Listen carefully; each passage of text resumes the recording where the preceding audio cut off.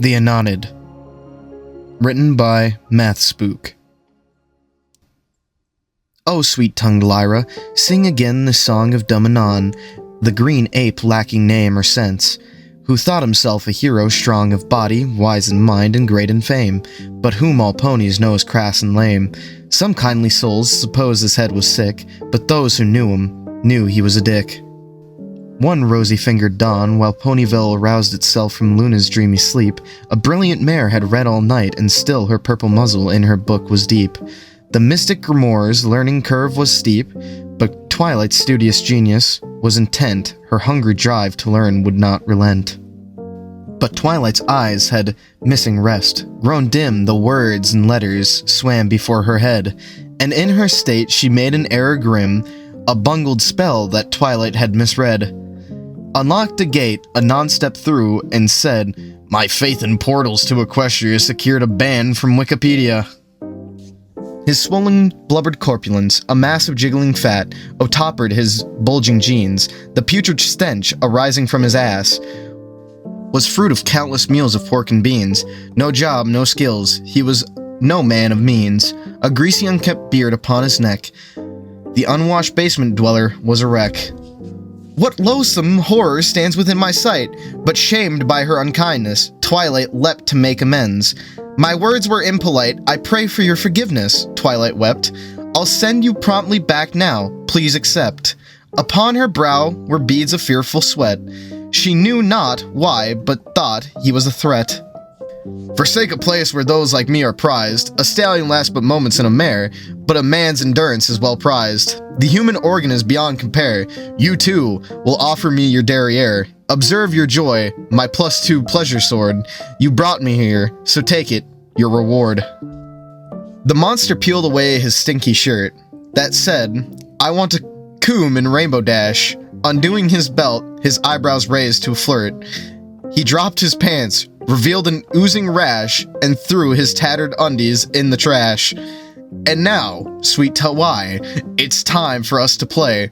I'll buck your hind so hard I'll make you neigh. The gross display clogged Twilight's brain with shock. The fetid, nauseating, loathing sight, the slippery, slimy slug, the noxious cockatrice, becursed poor Twi, and drizzled bright on her before the mare could take her flight. The hex sank into flesh and into bone. From dock to nose, she was turned into stone. Anon's unsatiated lust for flank propelled him into town, where ponies, young and old, diverse in tribe and color, were repelled. They fled from him in gallop, uncontrolled. None stayed to watch the tragedy unfold. To his foul lurchery, all mares looked good. To foal and milf alike, he thought, would. The bearers of elements were fleet, to arm themselves for war against Anon. With dash of speed no mortal could compete. The earthy hooves of Applejack had brawn. Array in armor, rah-rah, shouted yawn. Fun Pinky trembled with comic flair, while kindly Fluttershy was poised to stare. Anon was like no villain they had faced. His brain was empty of what passed for thought. His blood had surged to body parts unchaste. The mighty bears, with their friendship, sought to save the townsfolk from the juggernaut. No spell, nor hoof, nor weapon had effect. When all was clear, Anon was still erect. Sad Ponyville was helpless to defend itself against the shambling, mindless fiend. Of lust and filth, the monster was a blend. From here to there, unthinking it careened. Each pony that it met became demeaned. Unhappy victims, stripped of all their pride. The fiendish ogre left them petrified. In Twilight's lab, machines began to click, her safeguards tripped by crisis. Reached for aid, they sent a message to her mentor quick, who came with hurry once it was relayed. Her godly power started to crusade. Her transport used the message for its frame. Straight out of the machine, the deity came. Anon's libido was insatiable. His virgin Satyriasis intact, but royal strength was undeniably, and the all-powerful goddess never slacked. She called forth rain, his crust of soil cracked. Celestia's revenge, her sacred wrath, was giving rank Anon a needed bath. The cleansing water fell upon Anon and soaked his exoskeleton of dirt. He screamed with anger at the horse of dawn. but layers that for years had sat inert, sloughed off, exfoliated without hurt. His pallid skin was missing natural pink, but now at least, his paleness had no stink. Victorious, the princess cast a spell across the land, a wave of healing spread, misfortunes of town she did expel. The statue that so recently were dead received her blessing, and their curse they shed. And wishing nude anon to not expose, she magically decked him in bright clothes. "Anon," she said, "you've much to learn about the world. There's no wrong way to fantasize, but sometimes we have thoughts we don't act out. I am merciful and will not demonize. You're welcome here.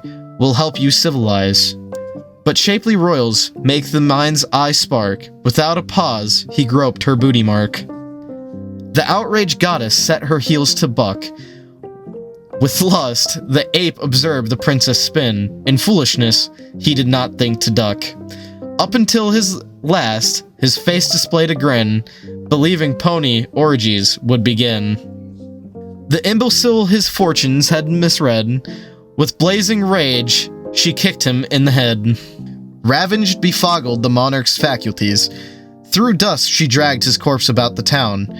Her fury mortals could no way appease. She rent him for his insult to the crown. Then Luna came and cried to her, "Slow down.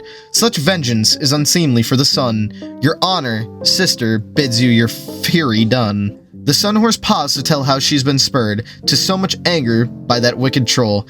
When Luna had Anon's offenses heard, his mass of malice weighed upon her soul. She yielded to her sister's righteous goal. She vowed, "I'll see that felon quartered drawn, and into bits his remnants I'll have sawn." The sisters did not need to Grimoire's page. Their magic opened a passage to a con. The portal's other end took center page. They threw body fragments thereupon, and left the quaking audience with Anon. "Beware, that will protect our little ponies. We're sick to death of Faust-forsaken bronies." The end.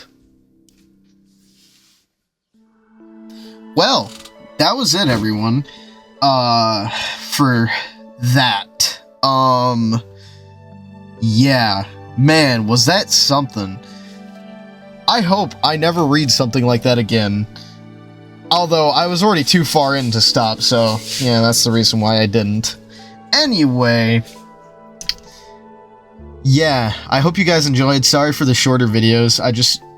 Sorry for the shorter video. It's just, I haven't really had the motivation to do anything, or really the time, you know, being school and all that.